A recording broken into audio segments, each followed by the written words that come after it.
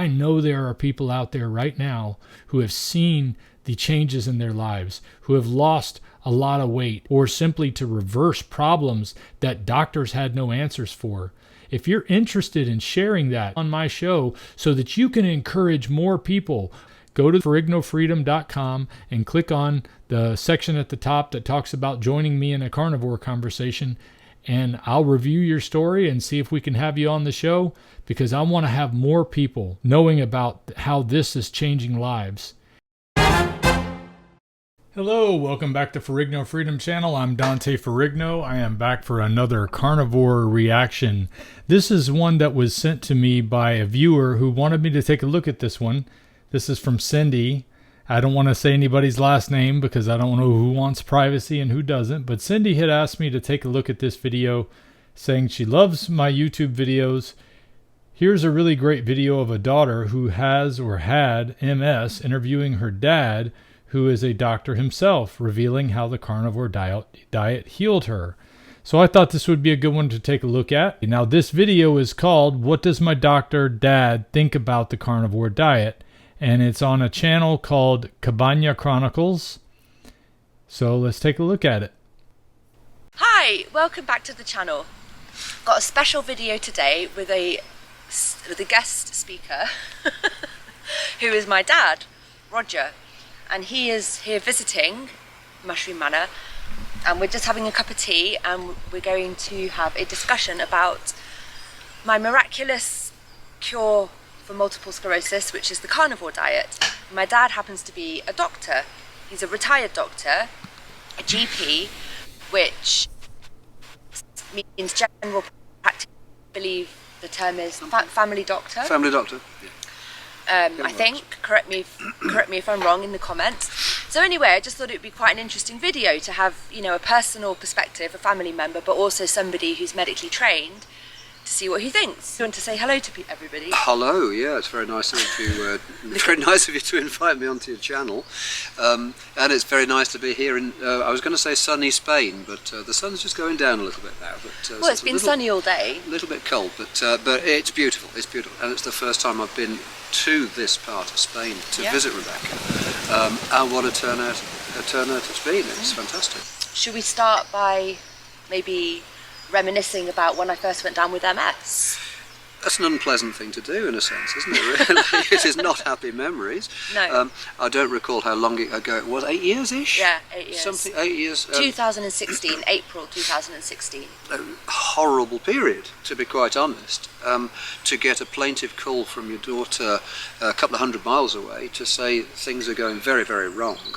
And for my medical brain as well as parental brain to start going through the possibilities. Well, I didn't actually know that things were going horribly wrong. You knew and you didn't tell me. No. Because you said to me, do you have double vision? I had dizziness and some kind of strange kind of flu-like dizziness, and I think my local doctors thought I had an ear infection. Do you remember? I do, yeah. Or was it elephantitis? It wasn't elephantitis, no, but that will do very, very nicely. No, what was it? It was something funny. I don't know, otitis media or vestibulitis or something, I don't know. But I mean, this is absolutely classic. It was something. It was nothing to do with elephants. But the reality is that serious diseases do start in a small way. Yeah, and you said to me, do you have double vision? And I said to you, no. And then I put down the phone and I was like, oh, well, actually, I suppose you could describe that as double vision. So I texted you and said, actually, I've got double vision. That's probably when you got worried. It worried me immensely because it immediately took the stakes way up into something serious. And the two immediate differentials were either possibly thrombosis, something like that, but essentially MS or tumour. That was the differential at that point, and that, of course, is not something that you immediately say to your daughter when she's 200 miles away. Well, no, and then you were trying to get me to go back to the doctor without telling me why it was so important. Don't you think it'd be a good idea to go and see? Yeah, you were just, you were slightly nervous, and you were like, can you please go back to the doctor? And you never do that. You just. But I remember I was on campus at university because this is when I was doing my PhD, and trying to get an appointment at my doctor's And the receptionist, they changed the system, and you had to say if it was an emergency or not. And I didn't know, and you weren't telling me. So I said me and the receptionist had to decide whether it was an emergency. And she said, why don't you go to Specsavers, Yes. which is an optician's. Which is not the most. I mean, it's not an unreasonable first step to take, but it's not the right step to take. Well, in the fullness of time. Well, I mean, not if you've got a brain tumour. Not if you've got a brain tumour or multiple sclerosis. No. But anyway, there happened to be an eye hospital exactly opposite campus. Which was astonishing. It was. Fortuitous. Yeah. It was really a crazy coincidence. So, and one of my friends said, "Why don't you go there?" And they had an A&E. So I went there, and I said, "I've got double vision," and they immediately put me through triage to the most important. I had a CT scan that night, and it was only at midnight when I was waiting for the result of that CT scan that it started to sink in. They're checking for a brain tumour. Yeah. And I remember, then it came back clear, and the doctor came up at midnight, and she told me, it's good news, it's not a tumour. And then she said, but no one told me the next thing to rule out was MS. So everybody knew, but no one was telling me. And then they were like, well, you have to, if you want, you can stay in as an inpatient for 5 days and have an MRI scan, or you could go out as an outpatient and put on the waiting list for 3 months or so. And I said, I'll stay in. And I remember it was funny because by this point I was realising this is possibly something serious, although I didn't know what. And I remember I said to you, coming to visit, I'm on ward 55. Do you And remember? I said, are you sure you're on ward 55? Thinking of the double vision. I'm like, are you actually making a joke at this time? That's right. Are you sure you're on ward 55? Yeah. Could be anyway, 5. So, so it was very crazy, and it was very horrible. And then, of course, 5 days later, I had a MRI scan, and that confirmed that I had demyelination. So this was the beginning of a rough ride, wasn't it? Yeah, it's a very rough ride, and I don't know how you describe it really, because it was a frightening time. You don't, doctor or not, your imagination is wild. You've got certain knowledge, you haven't got all the facts, you can't have them all. You've got a daughter with whom you're emotionally attached, makes it 10 times more difficult. But I seem to remember jumping in the car, coming on up, and doing what I could. I mean, I think at the very beginning I felt quite brave about the whole thing, but it was as the symptoms set in after that. And I had corrective glasses for months, waiting to see if that nerve in my eye would fix, because I couldn't drive. I had these corrective glasses, but it was when the symptoms set in. I carried on teaching at the university immediately. I had classes to teach, and I remember just carrying on.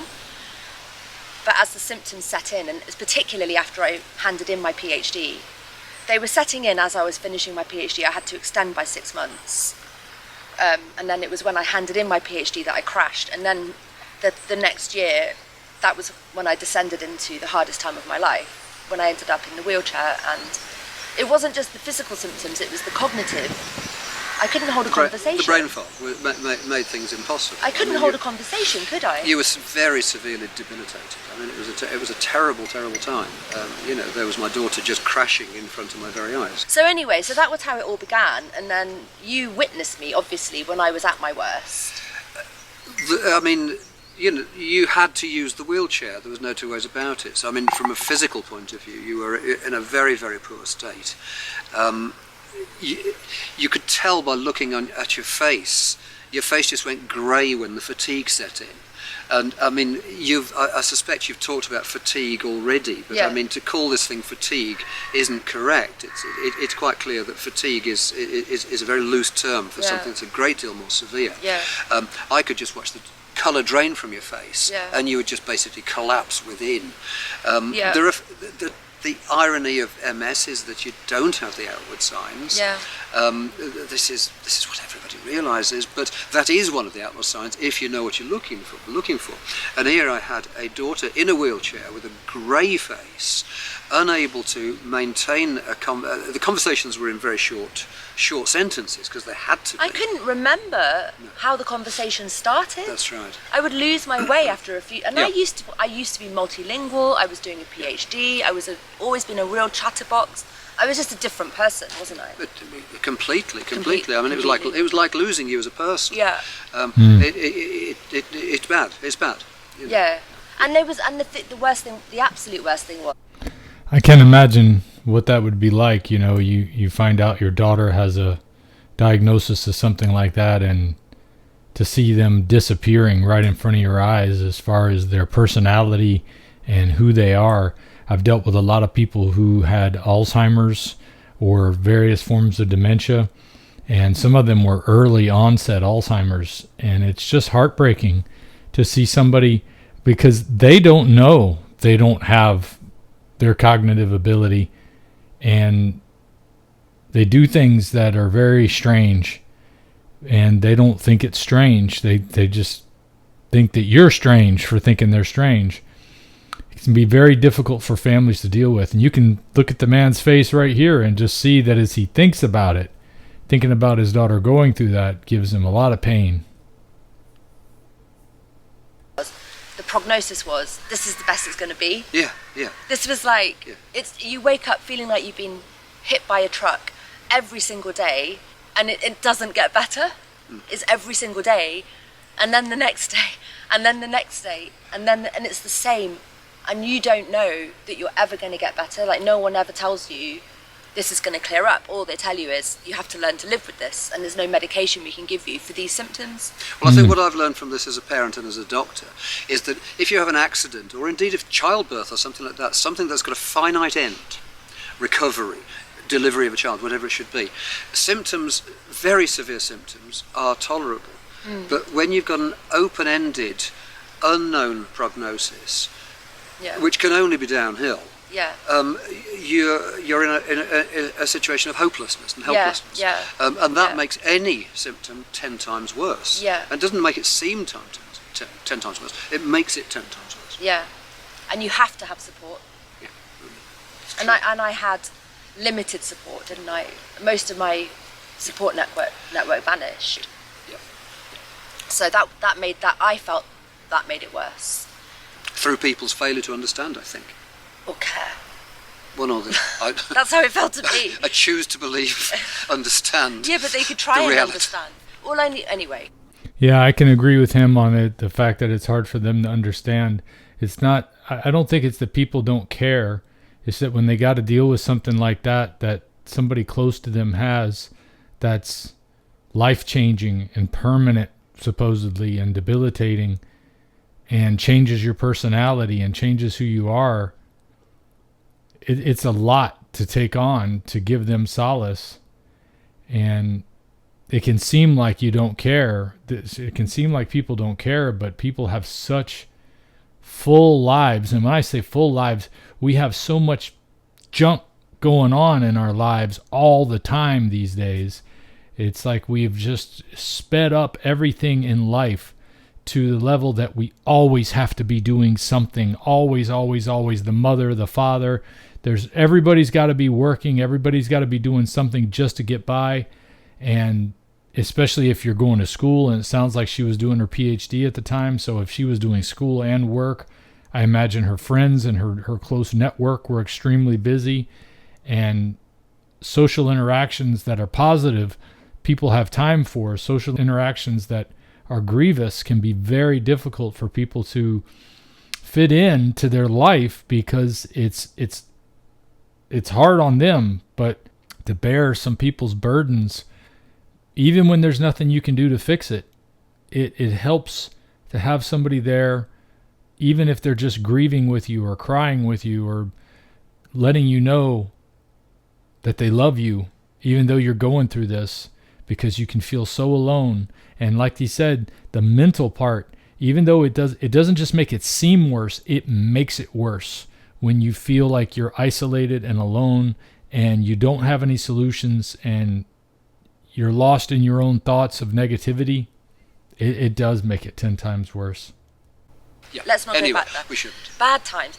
So the whole point of this video is the miraculous recovery that I have experienced. So Dad actually hasn't been out to visit for quite some time. He obviously he's been watching my videos, and he knew about the carnivore diet from that, and I've obviously mentioned it. But what's your impression on seeing me now? Well, You haven't seen me since I started the diet, have you? No, I mean, this is the first time I've laid eyes on you since you started the diet. And so, with the exception of the videos, of course, which have given me a lead into this, I'm in a pretty good position to compare before with afterwards. And the switch around is absolutely astonishing. It really is. You seem largely restored to your old self. Yeah. I mean, what's not to like about that? It's physical, it's mental, it's in terms of your joie de vivre, it's in terms of enthusiasm. You're now writing again. Yeah. You're skipping around the place. Sometimes, giving me a run for my money some of the time. From time to time, I think. I mean, we've had a very stressful week. We have. Both logistically. Yeah, in terms of miles driven and decisions made and things like that. And I think I can see that has taken a toll. But if I try to, I think we can all relate to those days and weeks and months sometimes. Yeah. Project that onto how you would have been 5 years ago, I wouldn't have been able to handle it. It would be out of the question. Yeah, it would have been. Whereas now you can handle it. Yeah, it's just stressful, normal life. Yeah. And which impacts everybody. Everybody gets impacted by stress and gets tired by lots of energy and activity. Before, I wouldn't have been able to embark on those activities in the first place. No, that's right. I just wouldn't have been any use. No. I would have just, anyway. You've got your uses back. I'm useful again. You're useful again. Yeah. So it really is an astonishing change. Well, and I guess, I mean, here's our old friend, the medical profession. What do they offer in the first place? A lousy prognosis, a whole heap of injections that were hideous. Yeah. Hideous beyond belief. Yeah. Without any guarantee that it was going to make the slightest difference whatsoever. That's right, and you don't know if they have, because the disease course is individual to the person, so you don't know if they did help you in your case. This is where it becomes so difficult, because I mean, as a general practitioner, a family doctor, my interest, I take account of statistics. I've got to. They call it evidence-based medicine, but you will always return to the individual. The individual is at the centre of your treatment and your progress through the disease. And the statistics that you were given on the injections really were not very reassuring, but they seem to be positive, so you go along with it. But looking at the human being connected to those statistics, you were suffering more from the injections than you were from the condition itself. Yeah. I mean, it was a toss-up. The injections weren't helping me with my physical condition. No. They were just adding an extra trauma of the skin site reactions, which is still there. I've still got dents in my hips, and the pain of the substance, it would burn inside me for like an hour every day, and it wasn't a treatment for my symptoms. No. It was something like offering up to a 15 or 30% reduction in the progression of the disease in the long run. Yeah. That was it. Like it was like, you're doing this now to maybe slow down the progression of the disease, but you'll never know if it did. Which sounds... Yeah, it feels like a trade-off that you just can't. It doesn't make sense sometimes. The prescription for the problem is often either as bad as the problem or adds to the problem, which technically makes the problem worse, even though you're hoping for some kind of good outcome. Yeah, I can relate to that. And I think a lot of us can relate to that. It seems to be more commonplace when I talk to people about their experience in trying to get issues solved. Dealing with the doctors actually compounds the problems, because you spend hours away from your family seeing the doctors. You get treated like they don't really care most of the time. They're not doing, like he said, taking you at as an individual case to look at. They're just saying this is what it says to do and this is what we're going to do, and not even taking into account that the pharmaceutical companies, or who are training all of the doctors these days, because their job is to prescribe drugs to get these people on a treatment plan that's going to last a lifetime. It has nothing to do with curing the problem, although the doctor himself may hope to be able to do that. They're not trained to do anything like that. They're not trained to look at what solutions are. And more doctors are waking up to this. Thank God for that, because I am hearing from doctors and from people I know going to see doctors who, when they realize they have a problem, that their patient has a problem that they don't really have an answer for, I am starting to hear them recommend low-carb dieting and even carnivore diet. When a family member of mine went to see her doctor recently after like the 50th time she's been to see a doctor about her problem, and she mentioned, my son's a carnivore and he says I need to do that, and the doctor said, yes, that would be a good idea. That is so encouraging that they are willing to tell people what they are finding out is true and what is working.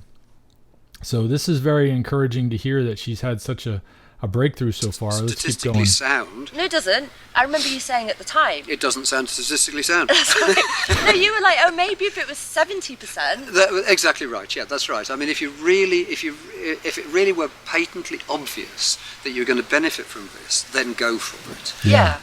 It was not patently obvious. You're absolutely right. We're talking a 30% chance of improvement. Up to a 30%. Given the morbidity associated with the treatment itself, it was a very, very bad deal. And you stuck with it bravely for a long, long time. In the end you gave up.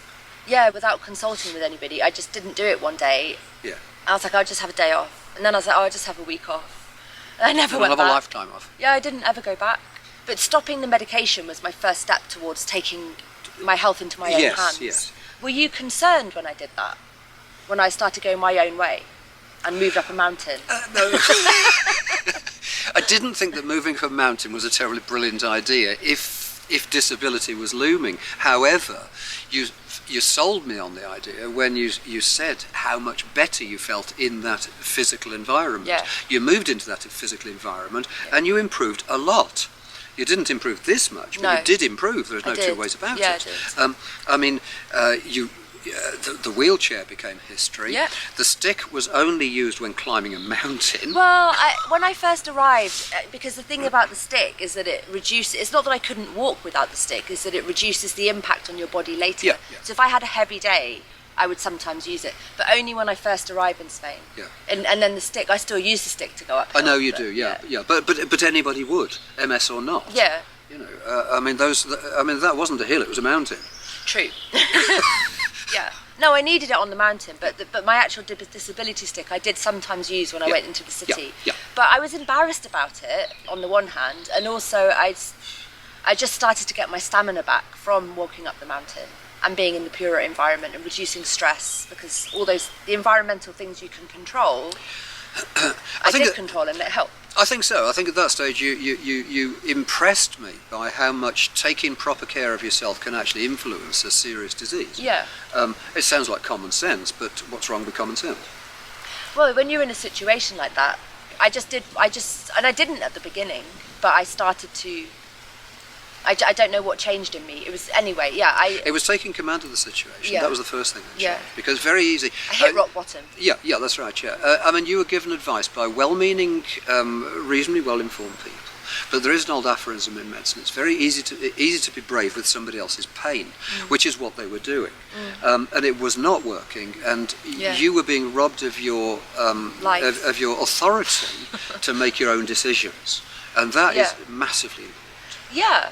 When I first moved to Spain, I didn't even register with a doctor.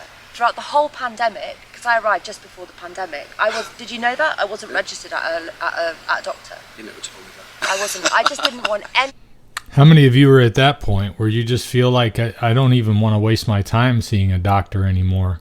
I've heard a lot of people tell me that, and it's a shame, because I think there's a place in the world for doctors. The carnivore doctors we have, definitely a place in the world for them, because they're giving healing advice to people. There's a place in the world for surgeons and people who can deliver acute care, because if you get in a car wreck or you had son falls out of a tree, you got to have somebody who can go patch them up. We want to have doctors for things like that. But when the medical system is focused only on trying to get medications into people, and that's where the nest egg of their money is placed, and where all the investment is done, and where all the advertising is done, it's just sickening, because it has nothing to do with helping people anymore. It's all about keeping their money rolling in. And I'm all for somebody making a profit, but damn it, make a profit on something where you're giving something in return for what people are paying for. You're promising health and recovery and life, and you're promising things that you won't deliver. in the case of a lot of these doctor situations, because the things that you're told to prescribe can't deliver what the people are looking for. And it just keeps being a cycle that drags people down even further. So it's understandable why people would say exactly what she said. I'm not here to tell anybody not to go see a doctor. I still have a regular primary care doctor, mostly because I want to have, if I need to, acute care done. And I want to have somebody that knows me a little bit, so in case there's something wrong, they can tell if my personality has changed, if I hit my head or whatever. So, I mean, there's a benefit to having a doctor, but even when I go to my doctor, I feel so uncomfortable. I don't like being in the waiting room. I don't like the signs on the wall, the signs that are all like virtue signaling, placating stuff and trying to give you information about drugs that you could have for this, that, and the other, and ultimately kind of preparing your mind for what they're going to offer you. And then, like, I was at a place where you not give blood, but where they take your blood. And I remember seeing all these pictures on the wall of the staff who work here, and it had a little story about each of them. Meanwhile, you go in and you want to register to be there. There's not even a person to say hello. You sign in on a kiosk. The first time you see somebody is when they call you. I mean, it's so impersonal, and it's pretending to be personal. It's just getting more and more impersonal as time has gone by. And it's not the type of thing that should be impersonal. It should be the kind of thing where you know your doctor and your doctor knows you, and they're in touch enough with what's going on with you that they can help you. And if the only goal is to grind in and out as many as you can in the short amount of time the insurance company will allow, and all of the systems that we have in place for this machine that's called Big Pharma or Big Medical, it's a rough situation. Anything to do with anything about the health system. I needed to get away from it. Yeah. And I just hid up the mountain throughout the pandemic for a whole year.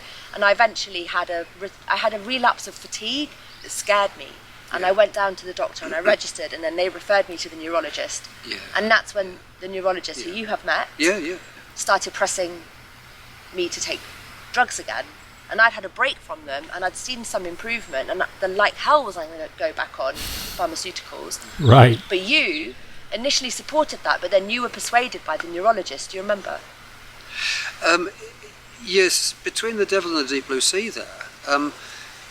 I've fully respected everything that you'd done. I wanted you to maintain your independence. He was offering what he felt was his best advice. You doubted the validity of his advice. You doubt not his own personal motives, but the motives behind the whole machine. Yeah, there you go. I would agree with that. Yeah. And I doubted. He was trying to push chemotherapy onto me in tablet form. I was terrified of that. Me too. Really terrified of that. I didn't want that at all. I took it. He gave me. I didn't take it. I took it home. That's right. I had it sitting at home, and I couldn't take those tablets. Nothing in me would allow me to take the tablets. I couldn't do it. I mean, some of the therapies on offer actually threaten your life. Yeah. Which again, I'm her father. I'm not going to take that very, very happily. You just had to make your own decision. Whatever decision was made, you had to make it, and you had to feel happy with it because it's your body. Yeah. Yeah, and so you had to be happy with it, and you had some spirited discussions, shall we say, with your doctor. I was there for one of them, and it certainly was spirited, wasn't it? Yeah, I mean, he and I think we liked each other as people. I like him as a yeah. This again comes down to the individual, doesn't it? I mean, you could say, medical specialists are an unpleasant breed, but then you meet one and they turn out to be quite nice. Well, I mean, he offended me at the end. My neurologist rant was against him. Yeah, I know. You know, he was offensive by the end. I didn't like his attitude, but I think he was increasingly frustrated. I was going to say exasperated. Yeah. Exasperated that not only was I refusing his medication, but I wasn't ill. I think that frustrated him more. Paradoxically, to his... It went together. That's what blows my mind, is that when you are getting healthier, doing something different than what your doctor suggests or thinks is a good way to go, instead of saying, you know what? Maybe I need to look into this. Maybe I need to take this case study and see why she's doing better following something else, something that I'm not recommending or I'm even recommending against, but she's showing improvement.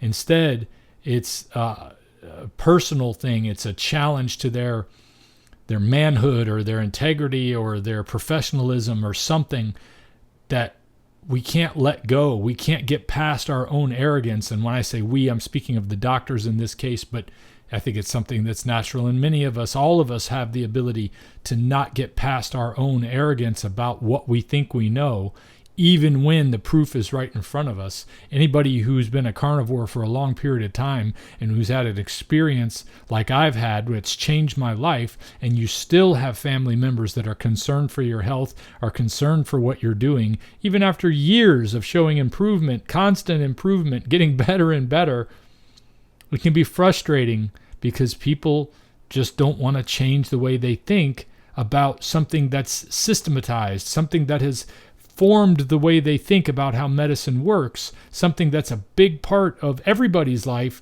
because we all want to stay alive. I mean, that's, as George Carlin said, that's the key to life, not dying. So we want to stay healthy. And we think we're following the healthy rules, but the rules have been set up to make us fail. So it is rough. Disappointment. He almost wanted me to be ill. Yeah, to show you he was Oh. right. Yeah. He's not a nasty person. Nobody would actually wish that, but that's the feeling that you come away with, isn't it? Yeah. Yeah. Why aren't you ill? Yeah, definitely. Because you're not doing as I tell you. you Yeah. know. Don't get me wrong. I respect the guy very, very much, actually. But I respect your independence the more. Yeah. Well, I should hope so. I should hope so. So what do you think about the carnivore diet? Well, I'm astonished. I mean, I've seen the carnivore diet, and it flies in the face of all the textbooks and all the rest of it. But at the end of the day, looking at your turnaround here, seems to be working. Seems to be working very well. Yeah. And quickly. Quickly, yeah. And you said, I remember one of the first conversations we had about it, you actually said that you never believed that cholesterol was bad.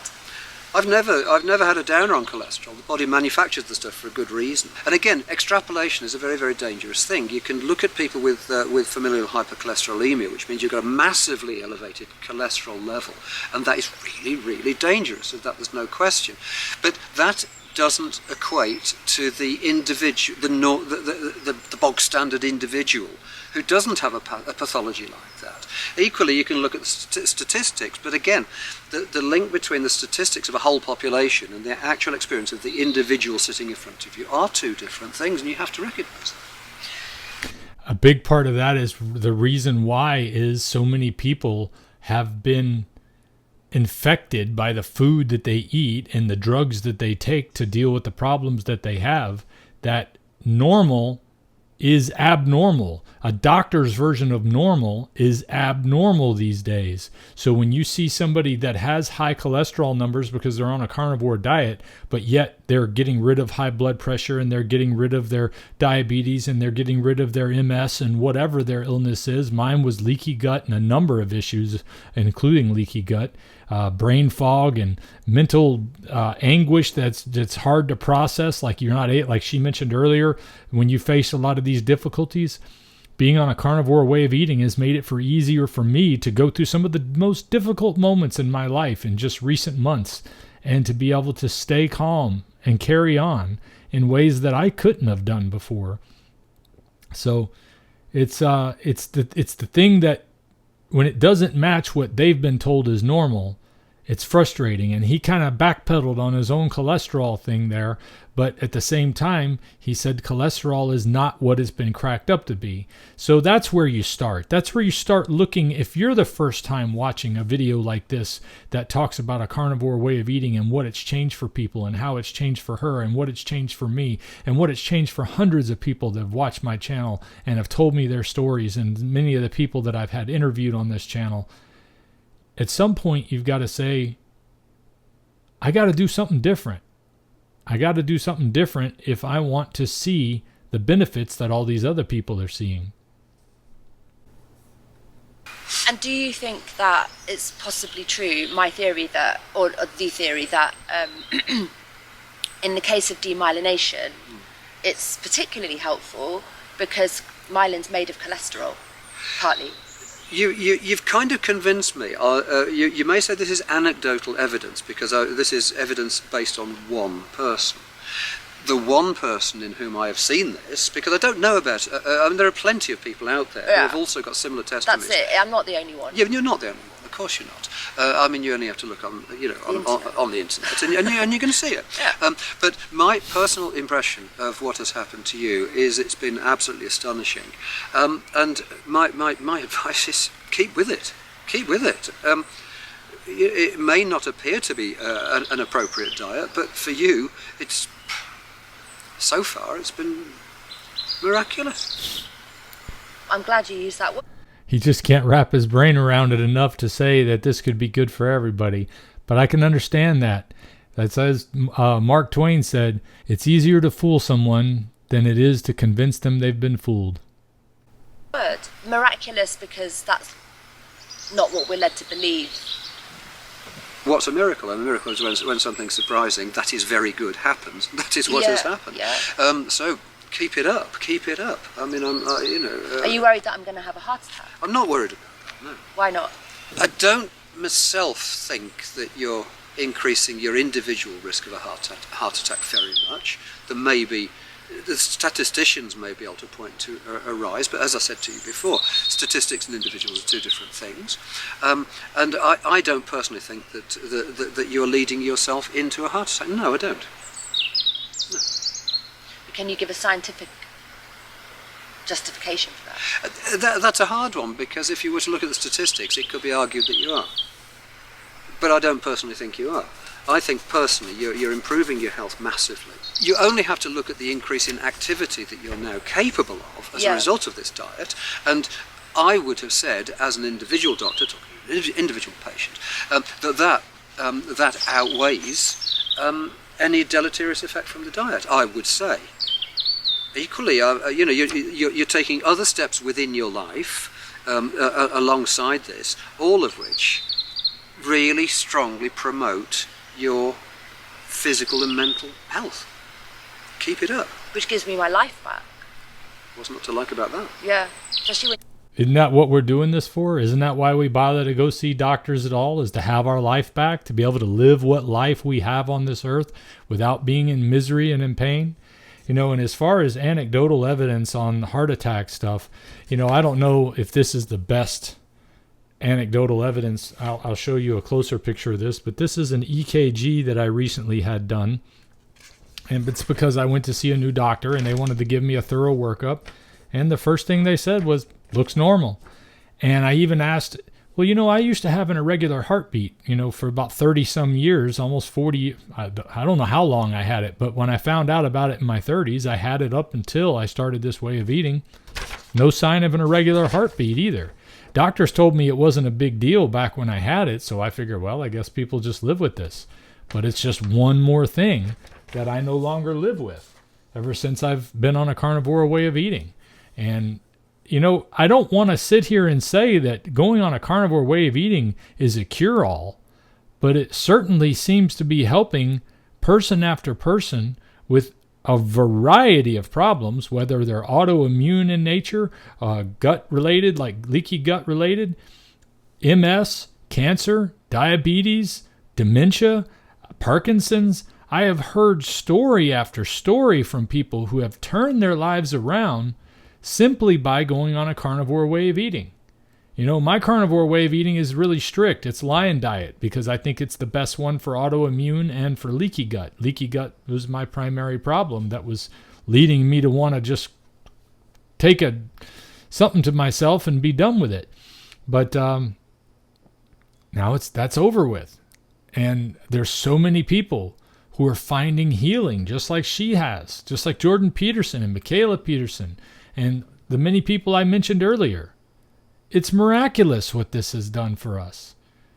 And I understand why. I understand a lot of the things about why carnivore diet does what it does. And I'm going to get a lot of pushback from people that always want to say that they can still eat all the vegetables they want.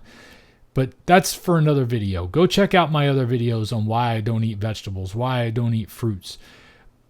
Bottom line is, carnivore works again and again and again, even for those who just want to lose weight, which is probably the biggest comorbidity that most people are dealing with now. That's exacerbating all of the problems that they have and make it so easy for them to get sick in the times that you can get sick.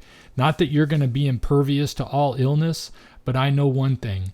I have had fewer illnesses since I've been a carnivore than I ever have in my life. All of 2023, I went without a single illness except for December 31st. After a month of my kids and my wife being sick and coughing all around the house with whatever they had, I never got it. But then when I did get it, I had it for one day. They had been carrying it around for weeks. So it changes things. It makes you stronger when you get all that poison out of your system, when you get all those seed oils and sugar and ultra-processed food, and in my case, the need to get out the lectins and the other carbohydrates that are in the vegetables and fruits. It changes things, and it's changed things in ways that I never thought were possible. I just hoped they were possible when I started, and I embarked on my 6-week journey to try this crazy lion diet. And here I am, been doing it now for 3.5 years, and I feel the best in my life. At 51 years old, I feel better than I ever have, and it's truly amazing. You've had it taken away. You don't take that for granted. So do you want to summarise from personal and professional level what you think has happened here, or what you think? I can try. I mean, it's hard to be put on the spot like that when, you know. In front of YouTube. I'm worried about YouTube. What I'm worried about is that I've been out of medical practice now for some years. Yeah, you retired some time ago. Yeah. I mean, yeah, but I still retain the knowledge, I guess, I suppose. But equally, I'm also talking as your father, so it's a slightly special case. But I can only reiterate that by the simple expedient here of having modified your diet, you've made a massive improvement. That massive improvement has got knock-on effects, both mentally and physically. It's as if you've ignited an improvement on both of those two fronts. And I would carry on. I've got not the slightest concern about the diet that you're on at the moment. Do you think that I'm cured? I think it's impossible to say that. It feels that way. I would hesitate to say that you're cured. It's a hard question to be faced with, because obviously I ideally want you to be cured. It depends what you mean by cure. I mean, cure has got many different meanings. You know? That I will never have a nerve failure or symptoms of MS again. Answer is I don't know. Well, no, I can't say that either, can I? No. But I do not live in fear of an MS attack. No. It just isn't in my mind. I think that's right, and I think I can echo that one, because I did in the initial stages. I was just waiting for the phone call. Dad, it's happening again. Dad, it's happening again. Yeah. You know, it was a sword of Damocles that was hanging there. You don't want to talk, presumptively, but that's not how I feel now. Yeah. You know, if that's the definition of cured, never having any symptoms of something ever again, never having any pains or problems, then that seems a little bit too far. Because, I mean, when somebody gets over cancer and then they scan their body and say they have no cancer, I've heard doctors say, well, you're cured. You don't have any cancer. In a situation where I was listening to our pastor in church talking about the other day, somebody who went in and they had a full body scan, and they said they can say they're cured when they say that. And they can be just as wrong about saying they were cured, because I've had situations with people in my family who they said, we can't find any cancer. And then later on, they find it in a spot that they didn't look for some reason. But the bottom line is they're not afraid to say they're cured when it's something they did to fix the problem. But if it's something you did, if it's something that involves changing the way you're eating, it seems to be difficult to say that they were cured. And that's where there is a intellectual inconsistency with doctors in general. I'm not dissing on this man. I'm glad, one, that his daughter's doing well, and I'm glad, two, that he appreciates what she's doing to do it, and three, that he recognizes the benefits. But it seems like it's really hard to break through when you've been told all your life, and you're a professional, you're a medical doctor, you've been through all that training, and that you're just not willing to change what you've been told despite what you're seeing, it's frustrating for me to see that. But then again, I recognize that that is a lot of human nature. A lot of us do the same thing in different ways in our own lives. So I try to be forgiving. I try to be understanding of this situation. But I encourage people to be open-minded about what you're seeing happen when you see people turn their lives around on a carnivore way of eating. What a crazy 10 years it's been. It's been trying. It's been very trying. I wouldn't wish it upon anybody, to be quite honest. No. It's taught me a huge amount. I mean, in a sense, it's a pity that this happened during my retirement rather than during my medical practice, because this would have improved my medical practice. Would you put more stock in patient testimonies based on this experience? Well, yes. I mean, I'd like to think that I mean, I've always been a generalist. I've always been a family practitioner. So I imagine I probably did anyway. But if you're back to aphorisms again, and it's a good one, they say that if you want to know what's wrong with the patient, if you sit and listen to them for long enough, they will tell you. Yeah. Does your doctor do that? What's right? Or what's right? In my case. Even. Well, in my case, that's what it is. Conceivably. You just could be right. Yeah. Well, thank you. This has been very, very good of you to sit in front of YouTube and Not at all. give your Not at all. thoughts. It's got me out of chopping logs. Yeah. We need to... That's good enough. That's amazing. I love hearing a good story like that. I love hearing how it's changed not only her life for the better, but it's changed the way he thinks about food and medicine. And he thinks about how he wishes he could go back and maybe make a different decision as to how he handles his medical practice. Maybe he could have helped more people, is what he seems to be thinking, if he'd have been open to some of the changes that come in nutrition. And if you're a doctor watching this video, please start taking a look at all of the people who are telling you exactly the benefits that they're experiencing on a carnivore way of eating. You can even go to my website, ferrignofreedom.com. I've got testimonies of people there who have talked about how they've changed their life. I've got all the videos that I have here on YouTube are visible on my website, and they're in the order that they came out in. At least I believe they are. I hope they are, because I know how hard it is for people to find what they're looking for on YouTube when it comes to one of my videos, since I have over 600 of them at the moment. So this way you can go and find what you're looking for as far as a video that might be either a carnivore conversation or something about my exercise routine or something about the supplements I've been taking or any of the experiences that I've had that might parallel something that you're experiencing. And then doctors can also look at the history of what I've gone through, the changes that it's made, the medicines that I've come off of, the weight that I've lost, the energy and activity and vitality that I've gotten. The fact that I decided I don't want to hide behind long hair with a big bald spot in the back and a big bald spot in the front and a big beard to cover my fat face. I decided I just want to go ahead and take it off. If I was already losing my hair, I'm fine with that. And for all I know, it's getting better. I hear a lot of people who talk about on a carnivore way of eating, they get their hair color back, they get their hair growing back in places that it didn't grow before. But I'm comfortable with this now. This is me. And I'm happy with it. So you can see all of those stories. You can see all of that information. You can see the mistakes I've made, and you can see the benefits of the things that I have done that were right. It's all right there.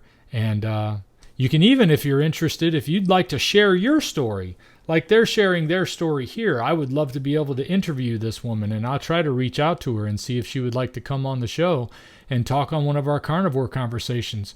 But I know there are people out there right now who are experiencing the benefits I'm talking about at this very moment, who have seen the changes in their lives, who have lost a lot of weight and have been able to get up out of their chair for the first time and do things that they haven't been able to do in years, or simply to reverse problems that doctors had no answers for.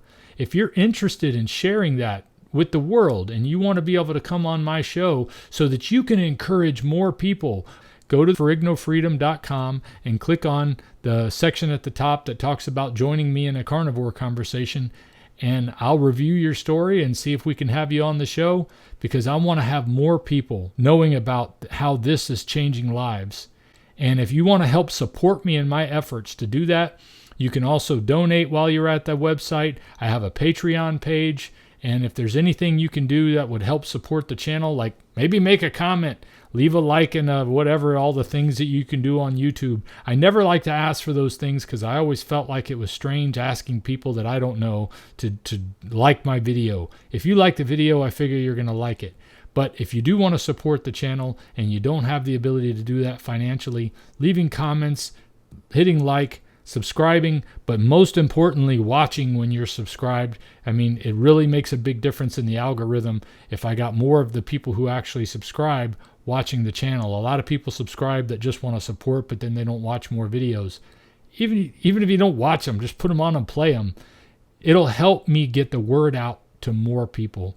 And you can share my website with anybody you would like, and hopefully they'll find some answers and some healing in something like I have, and hopefully we'll be changing lives together. If I could change one more person's life for the better, it's worth it. And I'm hoping to be able to do a lot more than just one. Maybe you. Anyway, that's all I got for this one, guys. I appreciate you joining me for this today. I'll see you next time. If we pay extra, could we maybe get some grease or fat?